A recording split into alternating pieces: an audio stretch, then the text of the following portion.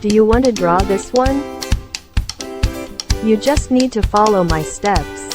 Look at the direction and shape of my lines or curves.